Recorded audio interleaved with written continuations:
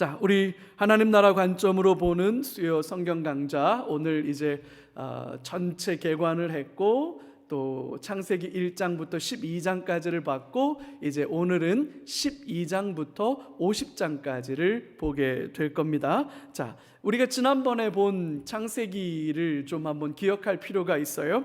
1장부터 11장, 창세기는 전체 50장인데 창세기를 가문대 토막을 똑 자른다고 그러면 창세기는 1장부터 11장 그리고 12장부터 50장 이렇게를 똑 잘랄 수 있다, 이렇게 볼 수 있어요. 그래서 우리가 지난번에 1장부터 11장을 봤죠.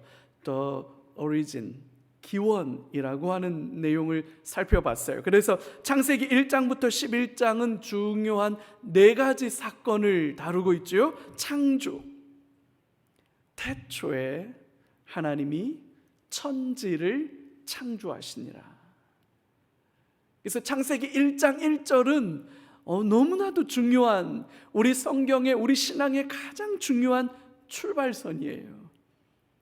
그래서 창조가 있었고, 창조된 세계가 하나님 보시기에 심히 좋았더라. 토브 메오드. 근데 그 하나님이 보시기에 심히 좋았던 세상이 아담과 하와가 선악과를 따먹으로 말미암아 그것을 먹는 날에는 반드시 죽으리라 그랬는데 결국 먹고 말았어요. 타락이죠. 아담과 하와는 벌거벗은 수치와 부끄러움에 도망가 숨었고요, 하나님은 동산 중앙에 거니시면서 아담아 내가 어디 있느냐 불러주셨어요. 여러분, 여기에서부터 인류 구원에 대한 소망이 시작되는 거예요. 죄인을 부르시는 하나님, 아담아 내가 어디 있느냐. 아담은 더 꽁꽁 숨어요. 근데 하나님은 더 간절하게 불러요. 아담아 내가 어디 있느냐. 그래서 이러이러했습니다. 그래서 하나님께 벌을 받아요. 그리고 에덴에서 쫓겨나지요. 그때 여인의 후손, 그 여인의 후손은 뱀의 머리를 상하게 할 것이고, 뱀은 그 여인의 후손의 발 뒤꿈치를 물게 될 것이지만 결국 여인의 후손을 통한 구원을 약속하십니다. 이제 가인과 아벨이 태어나서 그 가인과 아벨이 만들어내는 세상 자체가 악하기 시작해요. 가인은 동생을 살인하고, 하나님은 그 아벨 대신에 셋을 주십니다. 그리고 가인이 만들어낸 문화와 하나님의 약속의 자손 셋을 통해서 만들어낸 문화가 갈립니다. 근데 시간이 지나면서 이 땅의 모든 사람들이 치우쳐 죄를 행하죠. 그래서 하나님은 이 땅에 생명 있는 모든 것들을 다 심판해 버리십니다. 이게 또 하나 굉장히 중요한 거예요. 많은 사람들은 하나님을 사랑으로만 보려고 해요. 여러분, 그렇지 않아요. 하나님은 사랑이시지만 사랑이기만 한 건 아니에요. 하나님은 공의의 하나님이시기 때문에 하나님의 신실한 약속, 정의를 지키셔야 할 책임과 의무가 있는 거죠. 대통령이라고 해서 막 죄를 지어도 괜찮다고 하면 여러분, 그게 어떻게 공의롭다고 말할 수 있겠어요? 대통령의 아들이라고 해서 막 죄를 짓고 못된 짓 했는데도 대통령의 아들이니까 죄를 받지 않아, 아버지의 사랑을 받는 거야, 그렇게 말한다면 여러분, 이건 정의일 수 없는 거예요. 창조주이신 하나님도 마찬가지예요. 사랑이시지만, 안타깝게 여기시지만 죄가 관영하는 것은 창조주로서 두고 볼 수 없는 문제인 거예요. 그래서 결국은 모두를 다 멸하십니다. 싹 다 죽이십니다. 우리는 하나님에 대한 두려움을 가질 줄 알아야 해요. 하나님에 대한 그걸 경외함이라고 표현하는데, 하나님에 대한 적절한 두려움을 잃어버리면 신앙이 방종합니다. 절대 그 신앙은 바르게 세워지지 않습니다. 하나님의 사랑도 하나님의 공의 앞에 아름다운 거예요. 그렇게 모두를 다 심판하실 때 특별히 하나님이 노아를 선택하십니다. 왜 노아일까요?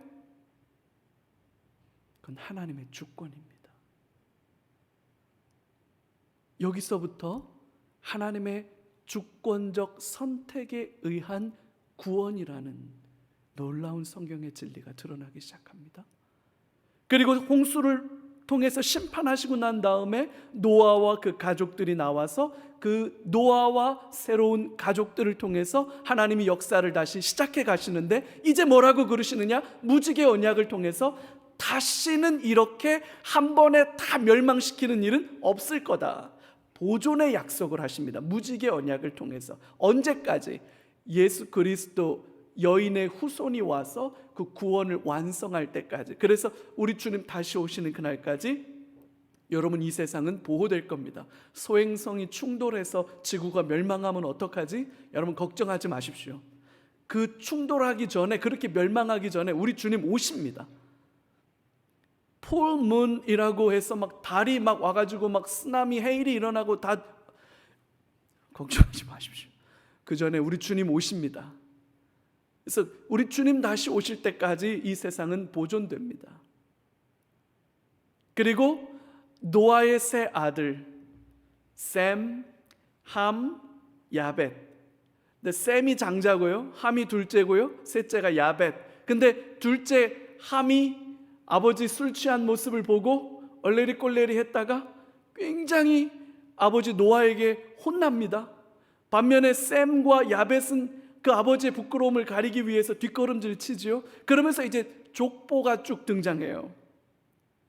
셈의 후손이 누구였는지, 함의 후손이 누구였는지. 함은 아버지 노아로부터 굉장히 꾸지람을 받는데 이 함의 후손 중에 누가 나와요? 가나안이 나와요. 가나안 족속들의 조상이죠. 그리고 이 일 때문에 이 함의 자손들은 셈의 노예가 될 것이다 라고 하는 약속이 나와요. 결국 이제 하나님의 역사는 어떻게 펼쳐질 거다? 셈을 중심으로 함의 자손들이 거주하고 있는 가나안, 그 가나안을 어떻게 이 셈의 자손들이 하나님의 약속의 땅으로 취하게 되느냐 하는 이야기를 이제 서술해 가기 시작할 거예요. 그러면서 이제 11장 마지막에 가면 셈의 후손이 누군지를 쭉 언급하다가 그 셈의 후손 중에 마지막 결정적 인물이 누구로 언급돼요? 아브라함으로 언급되지요. 이제 바벨탑 사건을 지나가서 자 이제 창세기 12장으로 와서 12장 1절에서 3절에 이렇게 되어 있습니다. 오늘 이제 우리가 본문 말씀이라고 볼 수 있는데 같이 한번 읽어볼까요? 같이 읽죠. 여호와께서 아브라함에게 이르시되 너는 너의 고향과 친척과 아버지의 집을 떠나 내가 내게 보여줄 땅으로 가라. 내가 너로 큰 민족을 이루고 내게 복을 주어 내 이름을 창대하게 하리니 너는 복이 될지라. 너를 축복하는 자에게는 내가 복을 내리고 너를 저주하는 자에게는 내가 저주하리니 땅의 모든 족속이 너로 말미암아 복을 얻을 것이라 하신지라. 아멘. 이게 이제 창세기 12장 1절부터 3절까지가 나머지 뒤에 12장부터 50장까지 전체의 어떻게 보면 주제예요. 프롤로그 같은. 그 많고 많은 사람 중에 이제 하나님의 구원은 누구를 통해서 출발한다? 아브라함을 통해서 출발한다. 아브라함이 있기 때문에 이스라엘이 있는 거예요. 그래서 이스라엘은 아브라함을 믿음의 조상이라 그렇게 얘기를 하는 거죠. 시조라고 그래요. 시조. 제가 연승철입니다. 연시성이 연가성이 참 희성이에요. 많지가 않아요. 제가 어렸을 때 저희 아버님은 늘 우리 집안이 어떻게 시작됐는지 아냐?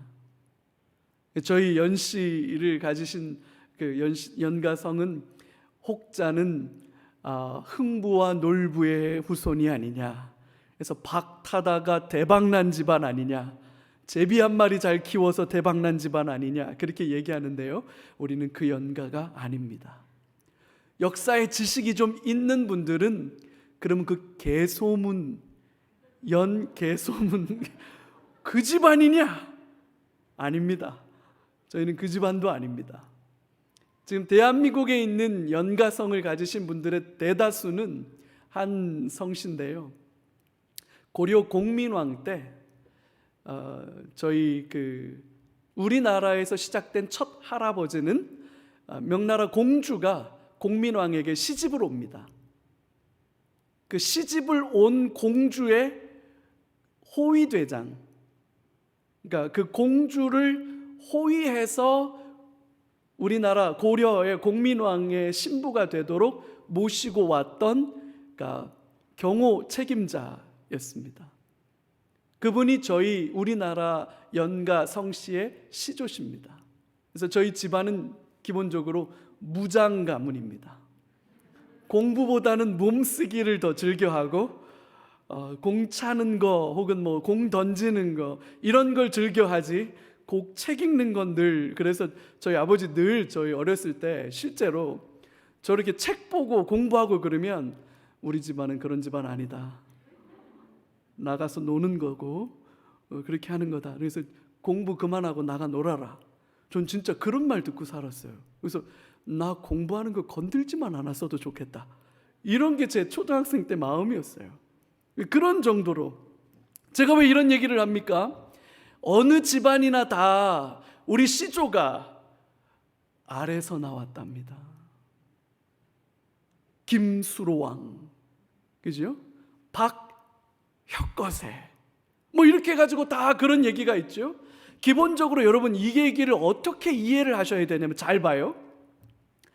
모세가 이스라엘이 애굽에서 떠나야 된다라는 얘기를 해야 되잖아요.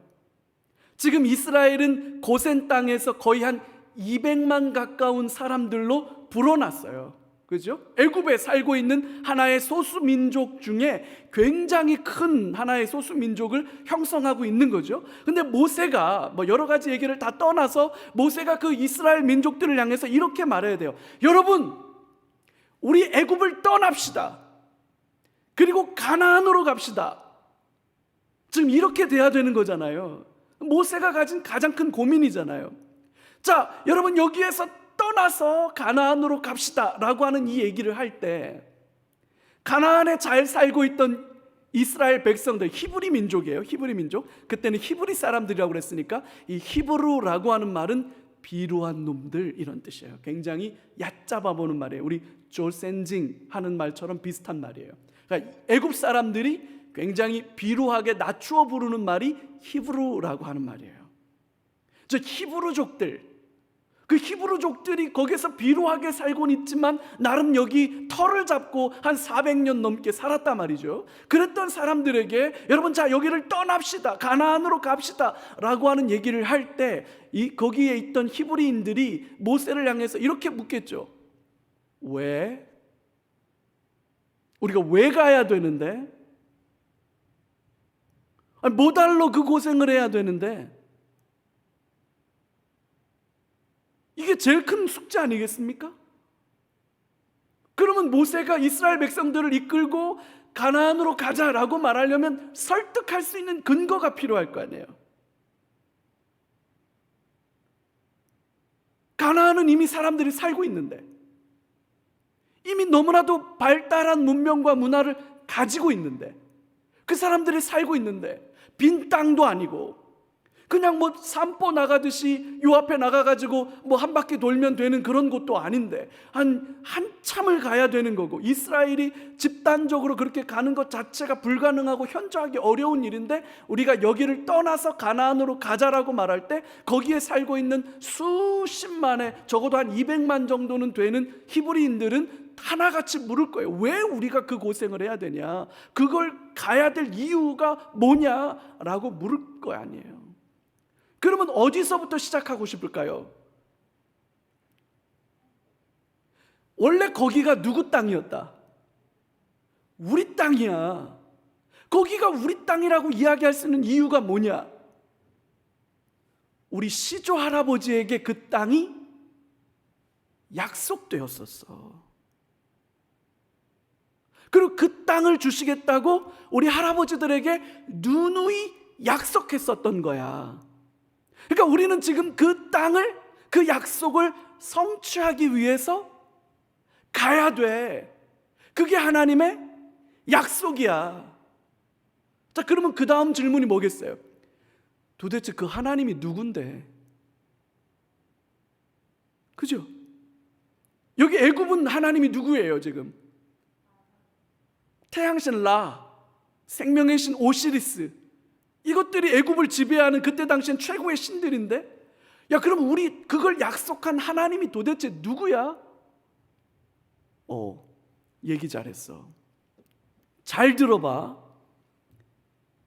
우리 시조 할아버지에게 약속한 그 하나님이 누구시냐면, 그분이 바로 베리시트 바라 엘로힘, 이분이야. 그분이 뭘 만드셨다고요? 빛이 있으라. 태양신 나 웃기고 있네.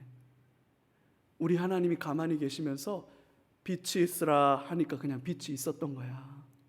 셋째 날에 큰 광명과 작은 광명으로 나뉘어져서, 큰 광명은 낮을 주관하고 작은 광명은 밤을 주관하고, 별들을 두어서 일월성신을 이루어서 연원을 이루도록 하신 거, 그거 누가 하셨다고요? 그러면 애굽 사람들이 믿고 섬겼던 것들은 다 뭐가 되는 거예요? 우리의 하나님의 피조물에 불과한 거예요. 그럼 진짜로 하나님은 누구시라는 거예요? 우리 하나님이시잖아. 여호와시잖아. 땅과 하늘의 주인은 여호와시잖아. 그 여호와이신 하나님이 오늘 이렇게 말하는 거예요. 여호와께서 우리 시조 할아버지 아브라함에게 이르시기를, 아브라함, 너는 본토 고향과 친척과 아버지의 집을 떠나라. 잘 봐요. 이거 지금 누가 떠나야 되는 거예요? 사실은 이스라엘이 떠나야 되는 거예요. 근데 하나님이 그 옛날에 아브라함 할아버지를 부를 때도 뭐라고 불렀느냐? 고향, 친척, 아버지의 집을 떠나라. 그렇게 말씀하셔서 우리 할아버지는 갈 바를 알지 못했지만 떠났다. 그래서 내가 너에게 보여줄 땅으로, 이 땅이 어디예요? 이 땅, 이게 가나안이잖아요. 결국 우리 시조 할아버지 아브라함에게 약속한 땅, 그 땅. 그러니까 결국 모세는 이스라엘 백성들에게 무슨 얘기를 하는 거예요? 그게 하나님의 약속이야. 우리 시조 할아버지에게 약속하셨던 거였어. 그 얘기를 하는 거예요. 그러면서 우리 아브라함 시조 할아버지에게 하신 약속의 핵심이 뭐냐? 내가 너로 큰 민족을 이루게 하겠다. 그리고 내가 너에게 복을 주어서 너의 이름을 창대하게 하리니 너는 뭐가 될 거라고요? 너는 복이 될 거다. 이게 이스라엘의 비전이에요. 비전. 내 삶은 그저 내 삶으로 끝난 게 아니라 내 삶은 뭐가 되라고 하셨다고요? 너는 모든 사람들에게 복이 될지라. 그래서 이 복이 마태복음 20장 18절, 19절, 20절에서 하늘과 땅의 모든 권세를 내게 주셨으니 그러므로 너희는 가서 모든 민족으로 제자를 삼아 아버지와 아들과 성령의 이름으로 세례를 주고 내가 너희에게 분부한 모든 것을 가르쳐 지키게 하라. 볼지어다 내가 세상 끝날까지 너희와 항상 함께 있으리라. 여러분, 예수님이 성취하신 십자가 구원의 완성으로 주신 이 마태복음의 말씀은 아브라함의 복의 성취예요. 그게 모든 민족에게로 가서 뭐가 되라? 복이 되라. 그 복이 된다는 게 뭐예요? 예수님의 복음을 증거하는 게 되는 거죠. 이게 성경의 긴 하나의 수미상관이 되는 거예요. 너는 복이 될 거다. 그래서 너를 축복하는 자에게는 내가 복을 내리고 너를 저주하는 자에게는 내가 저주하리니 땅의 모든 족속이 너로 말미암아 복을 받게 될 것이다. 이 약속이 이스라엘의 원대한 비전이지요. 너는 복이 될 것이다. 땅의 모든 민족이 너로 말미암아 복이 될 것이다. 이 복이 뭐냐? 이 복이 뭐냐? 여러분, 그게 바로 창세기 3장 15절에서 약속된 여인의 후손을 내가 보낼 거다. 잃어버린 에덴의 회복은 그 여인의 후손을 통해서 될 것이고, 결국 여기서 말하는 복은 모든 사람들의 구원이죠. 그래서 하나님의 창조가 원래 상태로 회복되는 거, 그걸 지금 아브라함에게 이야기한 거예요. 이게 지금 이스라엘 백성들을 모아놓고 우리가 왜 이 어려운 여정을 시작해야 됩니까? 라고 물을 때 하나님 앞에서 아브라함에게 주어진 복이 이거였습니다, 여러분. 하나님의 약속이 이거였습니다, 여러분. 그래서 우리는 오늘 일어나야 합니다. 우리는 애굽을 떠나야 합니다. 그럼 떠나서 어디로 갑니까? 어디로 갑니까? 우리 할아버지에게 약속한 그 땅 가나안으로 가야 합니다. 이렇게 되는 거예요. 왜 자꾸 가나안 하느냐? 이게 아브라함에게 약속하신 그 약속의 성취이기 때문에 그런 거예요. 그럼 결국엔 아브라함을 부르셔서 이 약속의 비전을 주시면서 창세기는 어디까지의 이야기를 그리고 있느냐? 그 우리 시조 할아버지에게 약속하셨어. 그리고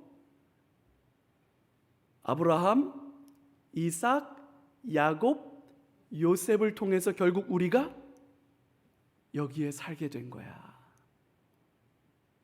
그게 이스라엘 백성들에게 우리가 왜 떠나야 하는지, 우리가 왜 가나안을 가야 하는지, 우리가 익숙하고 편안한 이곳, 물론 노역에 시달리기도 하고 어려움이 많지만 그럼에도 불구하고 그 시대에 애굽을 떠난다는 건 여러분 죽음이지요. 그럼에도 불구하고 우리가 애굽을 떠나야 할 이유는 우리는 그래서 여기에 와서 살게 된 거야. 그래서 애굽이 우리의 본향이 아니야. 우리의 본향은 어디야? 가나안이야. 그 얘기가 창세기예요. 그래서 아브라함의 이야기, 이삭의 이야기, 야곱의 이야기, 요셉의 이야기, 이 아버지들의 이야기, 그래서 창세기 12장부터 50장까지를 톨레돗이라고 그래요. 톨레돗, 족보라고도 번역될 수 있고 조상들 이렇게도 번역될 수 있고, 저는 아버지들 이렇게 번역되는 게 더 좋다 이렇게 생각해요. 우리 아버지들이 계셨어. 우리 아버지들에게 우리 하나님이 이렇게 약속하시고 이렇게 인도하셨어. 그 얘기를 이스라엘 백성들에게 해주는 거예요. 그래야 이스라엘 창세기 전체의 주제, Who we are, 우린 누군가, 우린 누구지, 우리는 왜 여기 있는 거야, 우리가 왜 여기 있는 거야, 그리고 결국 우리는 어디로 가야 할까 라고 하는 이 큰 세 가지 주제를 답해 주는 게 창세기예요. 우리는 왜 여기 있나? 우린 어디로 가야 하나? 우린 누군가? 이건 오늘 우리에게도 너무나도 중요한 주제죠. 난 누구지? 나는 왜 여기 있나? 난 어디로 가야 하지? 이걸 메타 내러티브라고 그래요. 거대 담론. 가장 철학적이고 가장 중요한 질문이에요. 난 누구지? 난 왜 여기 있나? 난 어디로 가야 하지? 그게 창세기예요. 그래서 이제 12장부터 50장까지 그 얘기들을 쭉 살펴보게 될 거예요. 이 지도를 우리가 좀 기억해 보면 좋겠어요. 갈대아 우루 여기 있어요. 이게 티그리스 강과 유프라테스 강이 이렇게 흐르고 있는 요 지역, 여기가 지금 페르시아만이 이렇게 있으니까 여기가 페르시아 제국, 바사 제국, 메데, 바사 하는 데고, 여기가 아수르라고 하는 곳이고, 여기가 애굽이고 그래요. 여기 인류 문명의 가장 오래된 문명이 발상지로 알려져 있는 곳이 바로 여기죠. 그래서 요 우르라고 하는 땅에서 아브라함은 살고 있었어요. 그러니까 그때 당시에는 애굽과 함께 문명이 발달한, 최초의 문명이 발달한,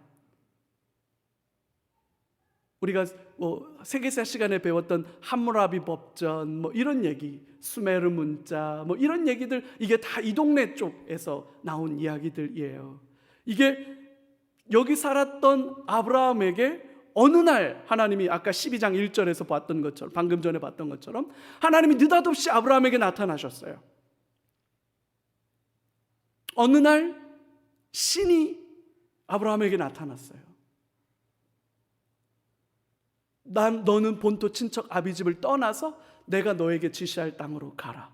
내가 너로 큰 민족을 이루게 할 거고 내가 너로 복이 되게 할 거다. 그러니까 여기를 떠나라. 우르를 떠나라. 그래서 내가 너에게 지시할 땅으로 가라. 보여줄 땅으로 가라. 그러니까 그 땅이 어디다, 그 땅의 이름이 뭐다, 이런 얘기는 아직 없어요. 그래서 여기서 아브라함이 아버지 데라와 자기 조카 롯을 데리고 이 우르를 떠납니다. 근데 익숙한 곳으로 떠나요. 요 유프라테스 강이 이렇게 흐르고 티그리스 강이 이렇게 흐르니까 결국엔 문명은 이 강을 따라서 형성되지 않았겠어요? 그러니까 상류에서 시작된 문명이 하류로 내려오는 거예요. 모든 문명은 다 그래요. 상류에서 출발해요, 문명은. 왜냐하면 홍수가 나면 그 홍수를 통제하는 기술을 아직 발견하지 못해요. 언제 홍수가 나는지에 대한 그런 것도 아직 발견하지 못해요. 그래서 문명은 중상류 지역에서 시작돼요. 그러다가 점점 어디로 내려오면서 번성하냐? 하류로 내려와요. 하류가 제일 비옥하거든요. 우르가 제일 비옥한 곳이에요. 근데 여기에서 상류 지역으로 올라가서 하란으로 가요. 하란에서 머무는 동안 아버지 데라가 죽어요. 그래서 아버지 데라가 죽고 난 다음에 또다시 하나님의 말씀을 듣고 아브라함은 이제 이렇게 여행길을 잡아서 결국 요단강을 건너서 가나안으로 들어와요. 이 가나안에서 계속 왔다 갔다 하면서 여기에서 살아요. 그래서 결국 이곳을 하나님은 아브라함에게 주시겠다고 약속하시는 거예요. 이 가나안을.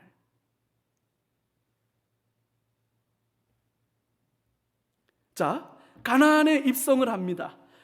이제 12장부터 14장까지 하나님의 그 약속의 말씀을 듣고 우르를 떠나서 하란으로 갔다가 하란에서 이제 이 가나안 땅으로 들어와요. 근데 가나안 땅으로 들어오자마자 제일 먼저 무슨 사건이 있게 되냐면 가나안에 기근이 듭니다. 약속의 땅으로 왔는데, 다 버리고 왔는데, 그러면 하나님 어떻게 하셔야 돼요?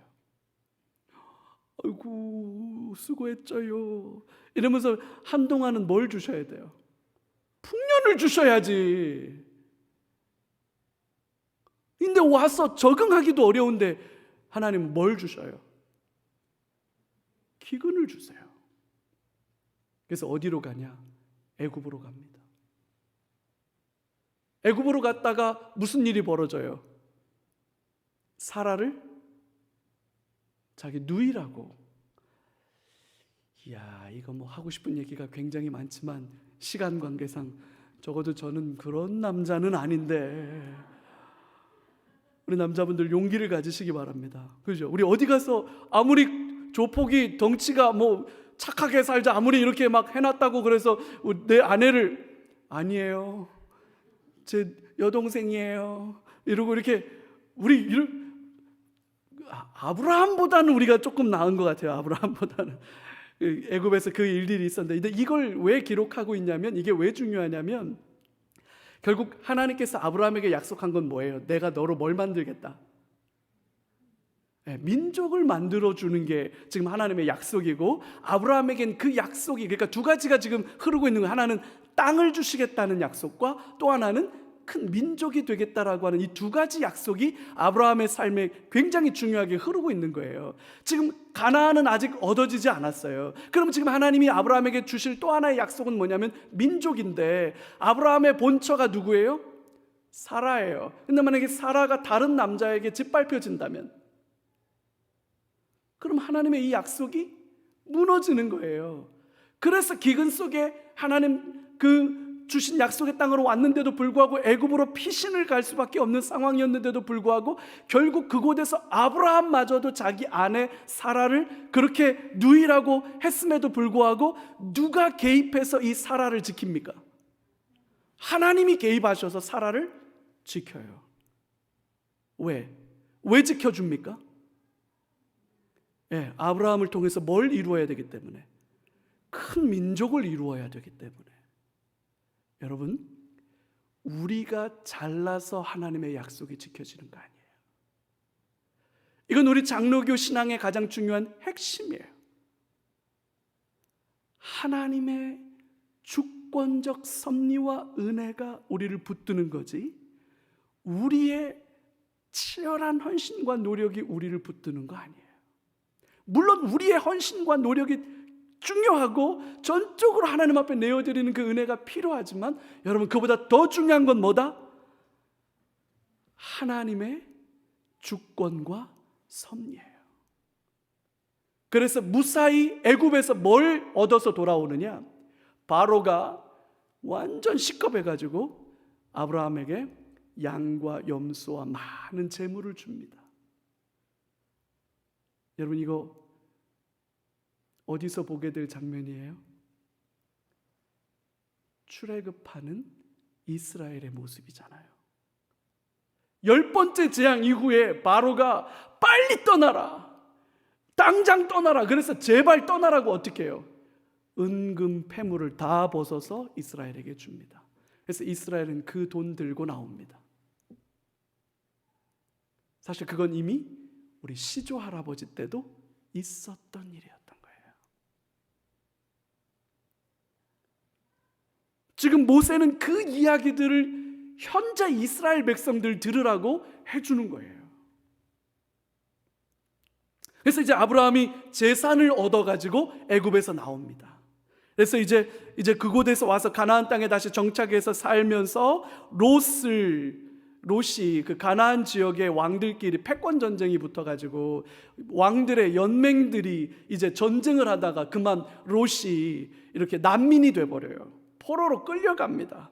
아브라함이 318명의 군사를 이끌고 가가지고 그들을 다 정리하고 돌아옵니다. 근데 승리한 아브라함이 돌아올 때 이제 누구를 만나느냐? 살렘 왕을 만납니다.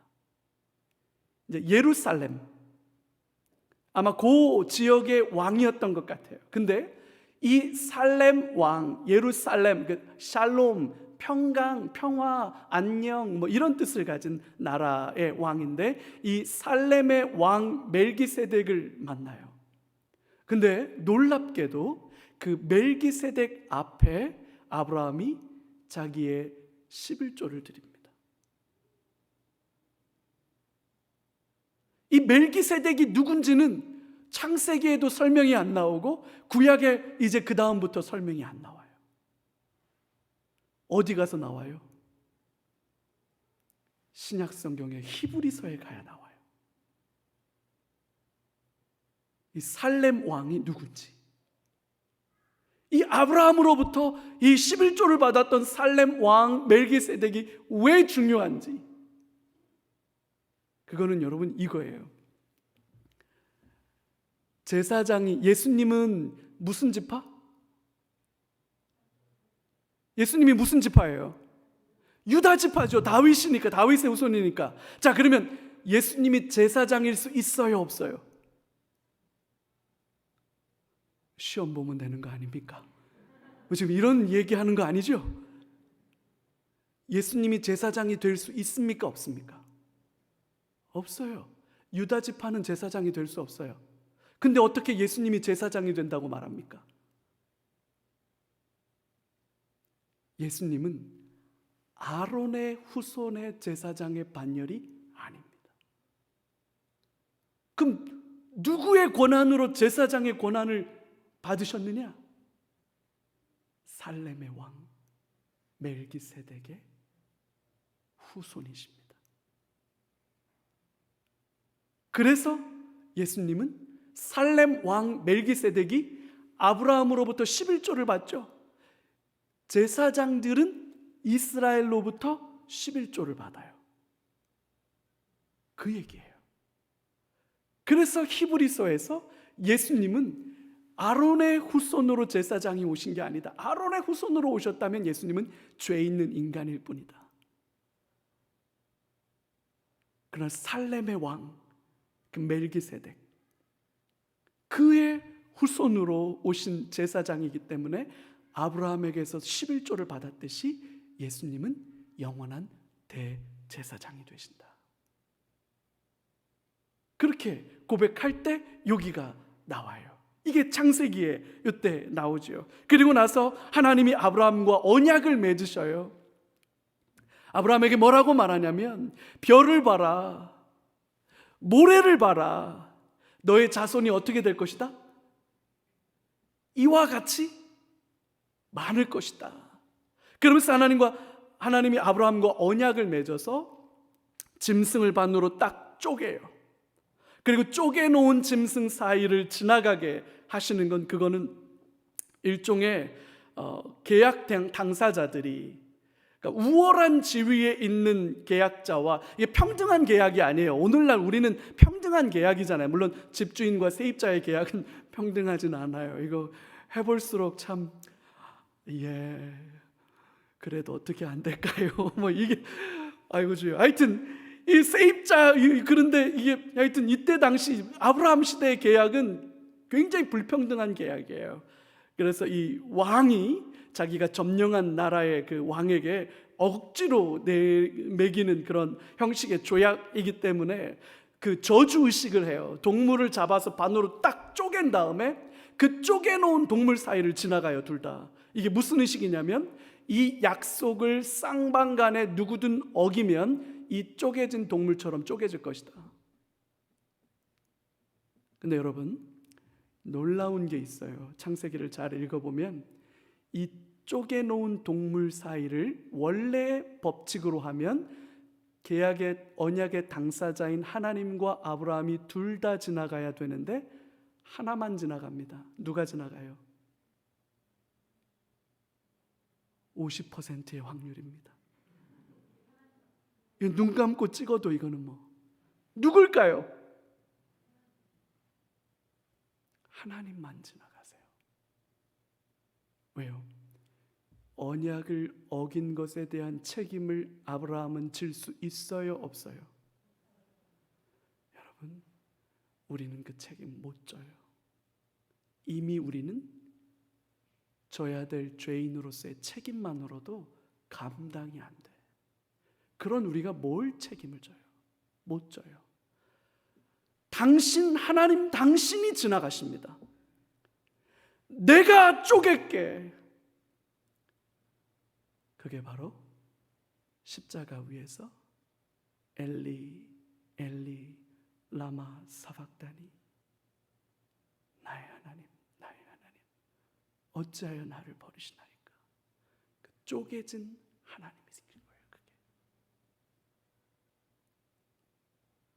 그렇게 언약이 체결돼요. 결국 그러면 이 사이를 지나가서 이 언약을 준수할 책임의 가장 결정적 책임은 누가 진다? 하나님이 진다. 내가 책임진다. 성경은 여러분 주어가 계속 하나님으로 등장해요. 하나님이 책임진다. 그러면서 하갈과 이스마엘이라는 약속이 나와요. 바다의 모래, 하늘의 별, 그럼에도 불구하고 아브라함에게는 아무도 없어요. 그래서 이스마엘 엘리에셀이라고 하는 그 종이 대신할 겁니다. 하나님 아니라고 그래요. 아니라는구나. 그래서 하갈을 통해서 이스마엘을 얻는데 하나님은 그것도 아니라고 그래요. 그리고 결국 죄송합니다. 하나님께 이 표현을 쓸 수밖에 없어요. 꼴랑 하나 주세요. 이삭.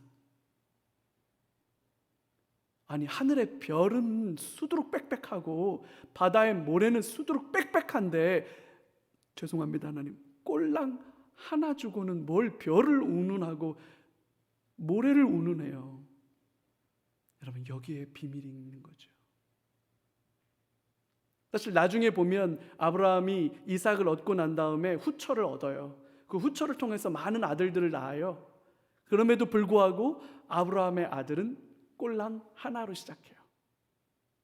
그러니까 아브라함 하나, 그 다음에 이삭. 그러니까 결국 본전. 민족은 늘어났어요, 안 늘어났어요? 본전. 신기하죠? 하나님의 약속은 그렇게 가요. 그러면서 이제 99세가 됐을 때 하나님의 언약의 표지로 뭘 요구하시냐면 할례 받아라. 이게 할례가 남자 생식기의 그 표피를 잘라내는 거잖아요. 이게 두 가지 의미가 있는데, 하나는 깨끗함이라고 하는 의미가 있어요. 깨끗함. 그 더러운 것을 제거한다라는 의미와, 사실 더 본질적인 의미 중에 하나는, 이거는 사실은 생식기를 절단하는 의미도 포함되는 게 아닌가라는 생각을 해요. 결국은 인간으로서의 생식 방법이 끊어진다. 그거의 어떤 상징적 행위가 아닐까라는 생각을 해요. 그리고 나서야 비로소 아브라함이 할례를 받고 나서야 비로소 사라가 아이를 갖게 됩니다. 할례. 그러니까 결국 인간적 방법으로 민족을 얻게 하시겠다는 게 아니라 하나님의 특별한 방법으로 민족을 이루시겠다라고 하는 약속을 이 할례를 통해서, 너희들의 생식 방법이 아니다, 하나님의 특별한 생식 방법. 그래서 저는 이사야서에 와서 이사야 예언이, 보라 누가 아이를 낳는다고요? 처녀가 아이를 낳는다잖아요. 처녀가 어떻게 아이를 낳아요? 남자 없이 어떻게 아이를 낳아요? 근데 실제로 마리아는 성령으로 잉태돼요. 사람의 방식이 아닌 거예요. 그게 첫 할아버지 아브라함 때부터 할례를 하고 나서야 비로소 언약 백성들을 시작하시는 거예요. 너희들의 방식이 아니다. 누구 방식이다? 하나님의 방식이다. 하나님이 하신다. 그러니까 예수님이 처녀의 몸으로 오신다라고 하는 것이 이상하다면, 그렇지 않아요. 그건 이미 옛날 옛적에 우리 시조 할아버지 때에 이미 약속되었던 일이에요. 그리고 나서 소돔과 고모라가 멸망하고 아비멜렉이 또 사라를 또 이렇게 하려고 했다가 문제가 생기는 그 일이 벌어지죠. 그때 하나님께서 아브라함에게 의논하세요. 내가 아브라함에게 숨기겠느냐? 하나님이 아브라함과 얼마나 긴밀하게 이야기합니까? 그러면서 이제 아브라함이 그 100세에 얻은 아들을 제물로 바치라고 요구할 때 주저하지 않고 새벽에 일찍 일어나서 이삭이 묻죠. 다 있는데 제물은 어디 있어요? 아브라함이 말해요. 여호와께서 준비하시리라. 그래서 그 모리아산 위에 올라가서 이삭을 잡아 결박하고 그를 향해서 칼로 찌르려고 할 때 하나님께서 급하게 부르시고, 아브라함아, 아브라함아, 멈추라. 내가 나를 사랑하는 줄 이제야 내가 알겠다.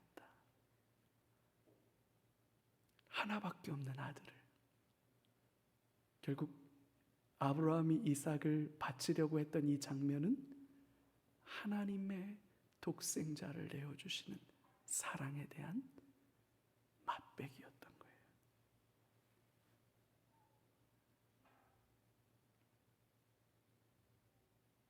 여호와의 산에서 준비되리라.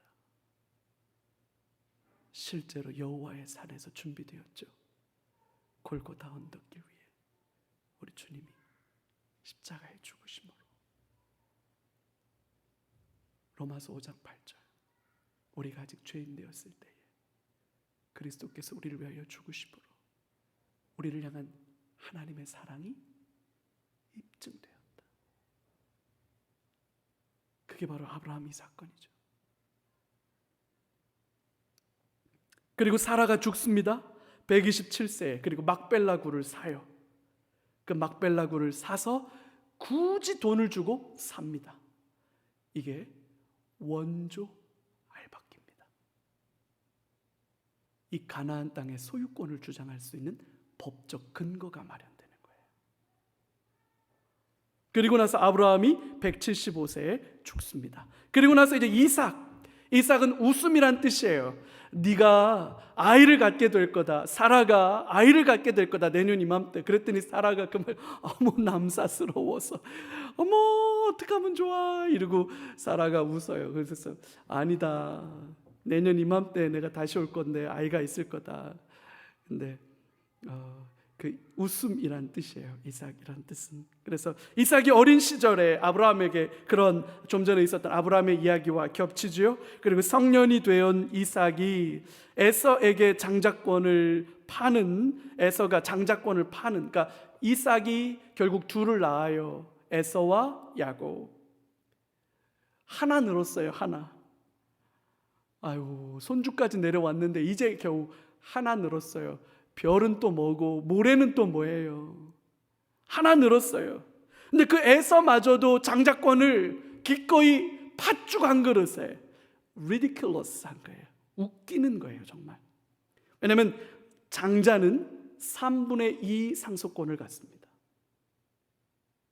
그러니까 이 장자권이라는 게 절대로 우습게 볼 만한 게 아니에요. 아버지 거 다 재산 물려받는다 이렇게 봐야 되는 거거든요. 그래서 이거 팥죽 한 그릇에 절대 우습게 보면 안 되는데 세상에 그 큰 민족을 이루겠다. 이제 한 명 낳고 이제 겨우 둘 생겼는데 그 중에 장자라는 녀석이 이렇게 어리바리해가지고 장자권도 못 지키는 놈이 돼버렸어요. 참 아이고야 그 집안 꼴 잘 되겠다.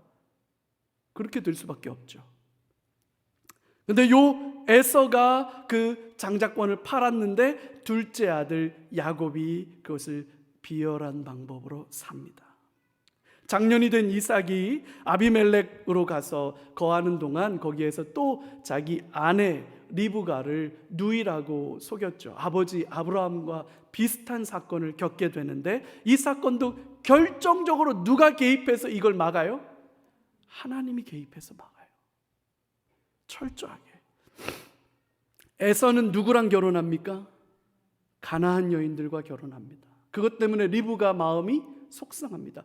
왜 가나안에 살면서 가나안 여자들과 결혼하는 게 안 되는 문제였을까? 결국 이 가나안의 조상은 누구예요? 함이죠. 결국 이 가나안은 어떻게 될 거다? 결국 종이 되어서 셈 집안의 대표 선수인 아브라함을 섬기게 될 텐데 이렇게 혼인 관계로 묶여져 버리면 이제 믹스돼 버려요. 그래서 안 되는 거예요. 그래서 아브라함이 이삭을 위해서 아내를 찾으라 그럴 때 자기의 종에게 맹세시키고 나서 어디에 가서 찾으라? 가나안에서 찾지 말고 내 조상들의 땅. 근데 공교롭게도 여기가 어디입니까? 바벨론이에요. 나중엔 바벨론이에요. 여기가. 노년의 이삭은 이제 야곱에게 축복을 합니다. 에서인 것처럼 속여가지고. 그러나 아버지의 그 권한으로 결국 이 아버지의 축복은 왜 이걸 뭐 이렇게 중요하게 여기나? 왜냐하면 아버지 아브라함에게 주셨던 그 복이 면면이 흘러가고 있다는 게 이 창세기 아버지들의 이야기의 핵심이에요. 그래야 오늘 이스라엘 백성들에게 무슨 얘기를 하는 거예요? 아버지들의 고향으로 가자.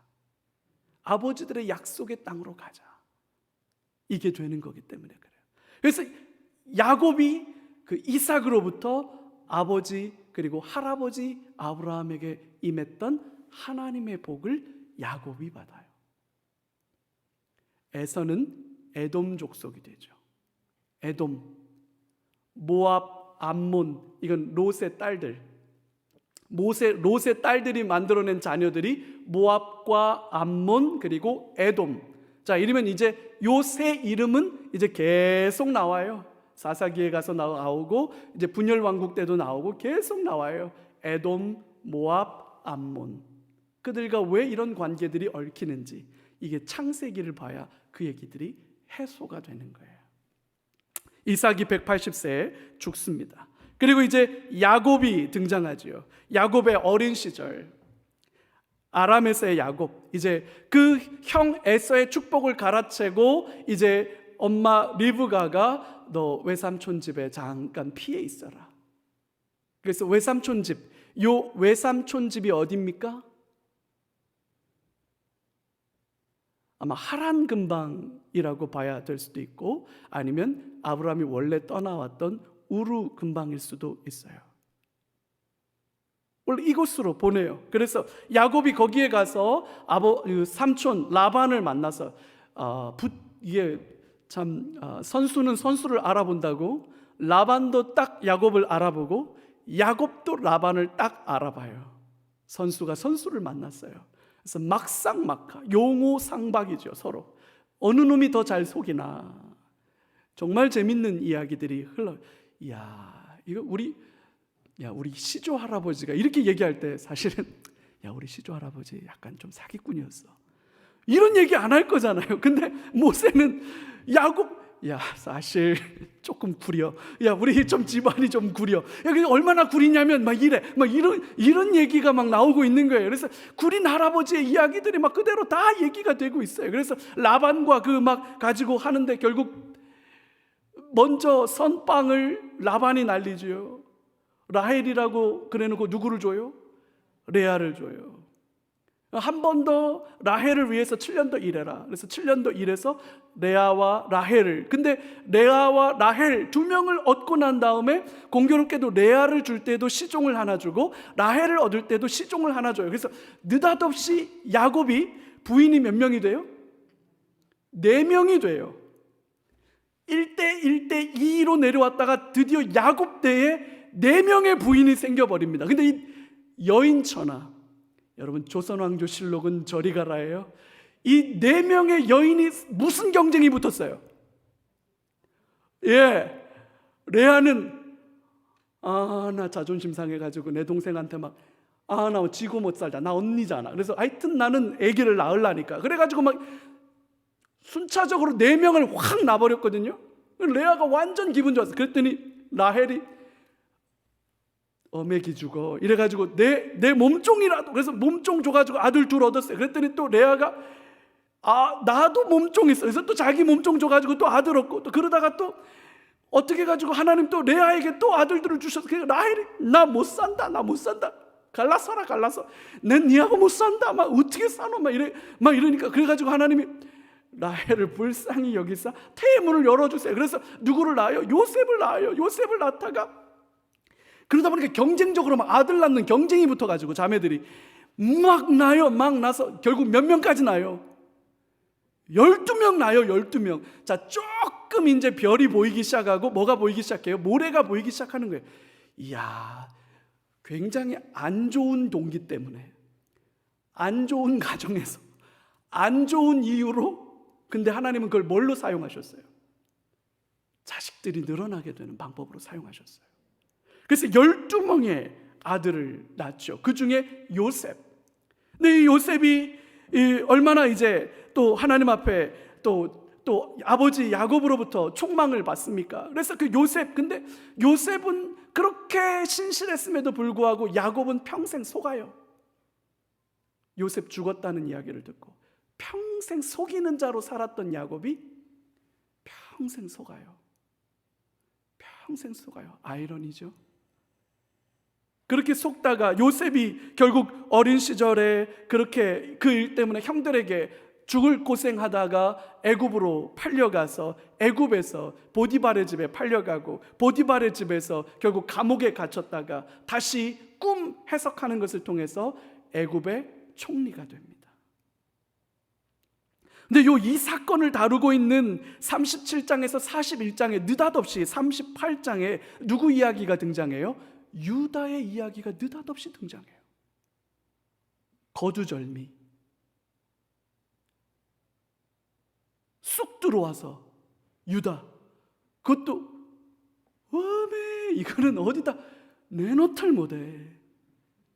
동네 창피해가지고 이 동네 창피한 이야기가 나옵니다. 왜 이게 여기에 들어갔을까? 결국 여러분, 유다가 여기에 툭 들어가서 유다의 자손들이 등장하고 있는 거, 아직은 모세오경인데 이게 나중에 야곱의 축복기도 속에 그 이유가 나옵니다. 그래서 요셉의 시련과 극복을 통해서 결국 하나님께서 야곱의 이름을 이스라엘이라고 바꿔주기 때문에 그 다음부터 이제 야곱 가족을 다 이스라엘이라고 불리게 돼요. 이스라엘이 이제 애굽으로 내려오게 되는데, 여러분 놀라운 사실이에요. 야곱이 바로를 만나요. 누가 높아요? 바로가 훨씬 높죠. 근데 여러분 창세기를 잘 읽어보세요. 바로가 백성을 축복하는 게 상식인데 창세기는 거꾸로 기록되어 있어요. 야곱이 바로를 축복하며 2번이나. 너무 놀랍지 않아요? 그래서 야곱이 2번이나 바로를 축복합니다. 여러분, 이게 그리스도인이에요. 세상을 축복하는 사람. 그래서 이제 애굽으로 다 이주해서 내려가요. 70명. 그래서 야곱이 죽고 요셉은 야곱을 그 아브라함이 사라를 위해서 사놓은 땅 막벨라굴, 거기에 아브라함도 거기 묻혔고 이삭도 거기에 묻혔고 리브가도 거기에 묻혔고 이제 야곱도 자기를 거기에다 묻어달라 그래요. 그래서 거기다 갖다 묻어요. 자, 이 사건을 통해서 결국 뭘 확인하는 거냐? 우리의 원래 땅이 어디다? 저기가 우리 원래 땅이야. 그러니까 우리로 치면 저는 곡산연가입니다. 근데 이스라엘은 가나안 이십들입니다. 그런 얘기가 되는 거예요. 그래서 여기가 본관이에요. 그리고 요셉이 마지막 죽을 때 뭐라고 그럽니까? 나를 거기로 가져가다오 라고 요셉 할아버지, 결국 애굽에 와서 살았던 애굽 시조 할아버지는 요셉. 그러나 요셉 할아버지가 의미 있는 것은 아브라함 할아버지가 우리 시조 할아버지신데 이 할아버지에게 주셨던 하나님의 약속. 그럼 그 약속, 그 내가 너에게 지시할 땅으로 가라. 자, 그 땅이 지금 여기예요? 아니죠. 그 땅으로 이제 우리는 가야 되는 거예요. 그래서 이제 그 땅으로 가는 이야기가 그 다음 뭐가 되는 거예요? 출애굽기가 되는 거예요. 그래서 창세기는 결국 똑 잘라서 오리진, 기원에 관련된 이야기, 그리고 우리 민족의 기원에 관련된 이야기, 아버지들의 이야기, 첫 시조 할아버지인 아브라함에게 주어진 약속, 그 약속은 이제 우리가 성취해야 한다. 그 얘기가 창세기인 거죠.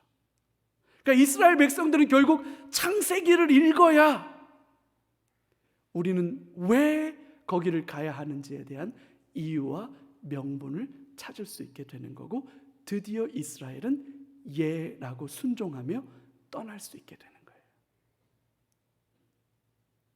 그게 창세기입니다. 이렇게까지 창세기를, 그래서 이제 요셉이 지나간 지도의 이야기인데, 이렇게 해서 애굽으로 요셉이 지나가게 된 것까지 살펴서 이제 창세기 이렇게 띄었습니다. 자, 이제 그 한 줄을 퐁당 띄어가지고 가물가물하실 텐데 1장부터 11장까지의 내용 혹시 추적해서 한 번 더 보실 수 있는 분들은 보시고, 이번 주 12장부터 50장까지를 봤으니까, 자, 이제 이미 창세기를 읽으신 분들은 잘하셨고, 이제 다음 주에 출애굽기를 공부할 텐데 다음 주 되기 전까지 창세기 1장부터 50장까지를 한번 읽으셔서 창세기의 내용의 그 곳곳에, 저는 오늘 이 강의를 위해서 다시 한번 창세기를 보면서 이 요셉 이야기들과 야곱 이야기들에 그냥 연또울. 성경 읽다가 또 눈물이 나서 야곱의 고백이, 요셉이 막 그 감정을 주체하지 못하고 다 나가라 그러면서, 내가 당신들이 팔았던 요셉이요, 나를 여기에 팔았다고 염려하지 마시오. 나를 이곳에 보내신 분 당신들이 아니요 하나님이십니다. 하나님의 말씀을 가까이 함이 힘이라. 할렐루야. 그래서 이제 창세기 이렇게 하고, 이제 다음 주에는 출애굽기는 더 스펙타클하죠. 이제 10개 신들과 또 막 바다가 갈라지고 막 유월절을 하고, 또 그렇게 될 때 하나님의 더 큰 은혜가 우리에게 임할 줄로 믿습니다. 우리 같이 한번 기도하죠.